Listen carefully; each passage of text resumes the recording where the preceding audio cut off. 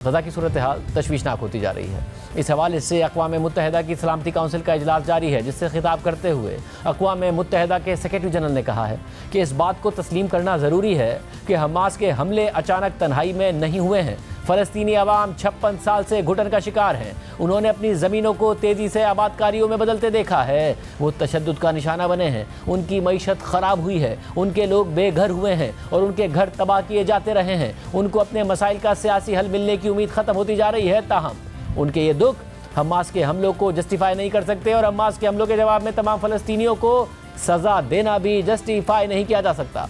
अक़वाम मुत्तहिदा के secretary general की इस तकरीर पर इसराइल ने तनकीद शुरू कर दी है और दूसरी तरफ गजा में इसराइली बमबारी में तेज़ी आती जा रही है।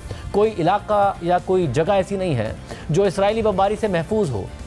18 दिन गुजरने के बावजूद जंगबंदी के कोई आसार नज़र नहीं आ रहे हैं। फ़िज़ाई बमबारी के साथ साथ इसराइल गजा पर ज़मीनी ऑपरेशन के लिए गजा की सरहद पर लाखों फ़ौजियों के साथ तैयार खड़ा है। ये खबरें भी आ रही हैं कि अमेरिका इसराइल पर दबाव डाल रहा है कि वो ग्राउंड ऑपरेशन में कुछ ताख़ीर करे ताकि हमास की क़ैद में मौजूद यरग़मालियों के हवाले से मुज़ाकरात के लिए वक्त मिल सके। इसके साथ साथ खुद इसराइल को भी खदशात हैं कि ज़मीनी कार्रवाई के नतीजे में खुद उसे भी भारी नुकसान उठाना पड़ सकता है और इसराइली फोर्सेस के लिए गजा से बाहर निकलना बहुत मुश्किल हो सकता है। अब एक तरफ गजा में ज़मीनी ऑपरेशन के लिए इसराइल तैयारी कर रहा है, लेकिन बज़ाहिर अमेरिका उसे ग्रीन सिग्नल नहीं दे रहा है, जिसकी एक और वजह यह भी बताई जा रही है कि अमेरिका हमास की क़ैद में मौजूद यरग़मालियों के हवाले से मुज़ाकरात के लिए वक्त चाहता है। अमेरिका इस मामले पर कतर और दीगर अरब ममालिक से बात कर रहा है, जिसमें उसे कुछ हद तक कामयाबी भी मिली है। हालिया दिनों में हमास ने 4 यरग़मालियों को रिहा कर दिया है, जिनमें से 2 अमरीकी और 2 इसराइली शहरी शामिल हैं। कल हमास ने 2 मुअम्मर इसराइली ख़वातीन को रिहा कर दिया था, जिनमें से 85 साला खातून ने इसराइल पहुंचकर मीडिया से बात की और दौरान हिरासत हमास के रवैये की तफसीलात बताई। खातून का कहना था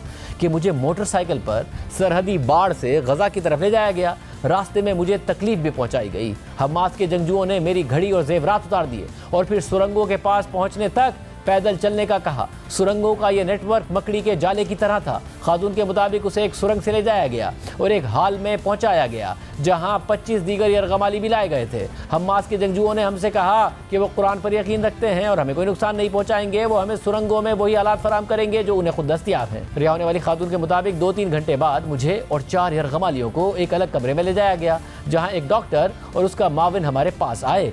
डॉक्टर हर 2 दिन बाद मुआयना करने आता था, जबकि दूसरा बंदा दवाइयों का बंदोबस्त करता था। खातून ने एक ज़ख्मी यरग़माली के इलाज का हवाला देते हुए कहा कि उनका हमारे साथ बर्ताव अच्छा था। खातून ने मजीद कहा कि अगवाकार खुद टॉयलेट साफ़ करते थे, वो ये काम हमसे नहीं कराते थे। उन्हें बीमारियां फैलने का खौफ होता था। हम उनकी सियासी बातों का जवाब नहीं देते थे। वो खुद हर तरह की बातें करते थे। उनका हमारे साथ रवैया दोस्ताना था।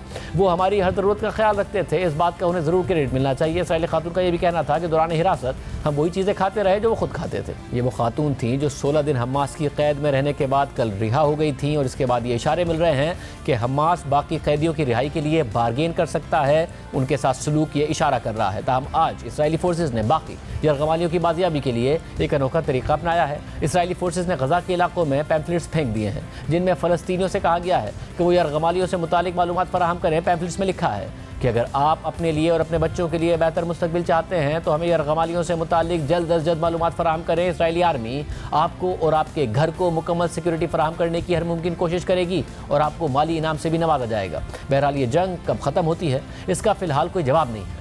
ख़ास तौर पर इसराइल जंगबंदी से मुताल्लिक कोई बात सुनने को तैयार नहीं है, बल्कि उसकी जारियत में मज़ीद शिद्दत आती जा रही है। सिर्फ 24 घंटों में 704 फ़लस्तीनी इसराइली बमबारी से शहीद हो गए हैं। कल रात को इसराइल ने खान यूनिस में एक रिहायशी इमारत पर बमबारी की, जिसमें 32 अफराद शहीद हो गए और मुतअद्दिद ज़ख्मी हुए। खुद इसराइली फोर्सेस के मुताबिक उसने कल गजा में 400 अहदाफ को निशाना बनाया, जिनमें कई मसाजिद भी शामिल थीं। वज़ारत सेहत के मुताबिक गजा में 7 अक्टूबर के बाद से अब तक 5791 फ़लस्तीनी शहीद हो चुके हैं और 16,000 से ज़ायद ज़ख्मी हैं। ज़ख्मी और मरने वालों में 70% बच्चे और ख़वातीन हैं, जबकि अब भी 770 बच्चों समेत 1550 अफराद के मलबे के नीचे दबे होने की इतलात हैं। गजा में सूरत हाल इस हद तक ख़राब हो गई है कि कब्रिस्तानों में जगह ख़त्म होने लगी है, जबकि वालिदैन अपने बच्चों के पैरों पर नाम लिख रहे हैं ताकि अगर वो इसराइली बमबारी में मारे जाएँ तो कम से कम उनकी शनाख्त हो सके। इस वक्त सबसे मुश्किल हालात गजा के अस्पतालों में नज़र आ रहे हैं। वहाँ दिन ब दिन सूरत हाल ख़राब होती जा रही है। फ़लस्तीनी हुक्काम के मुताबिक अब तक तिब्बी अमले के 65 अरकान मारे गए हैं, 25 एम्बुलेंसेज भी तबाह हो गई हैं और 40 अस्पताल बंद हो गए हैं, जबकि आने वाले घंटों में मज़ीद अस्पतालों के बंद होने के खदशात हैं।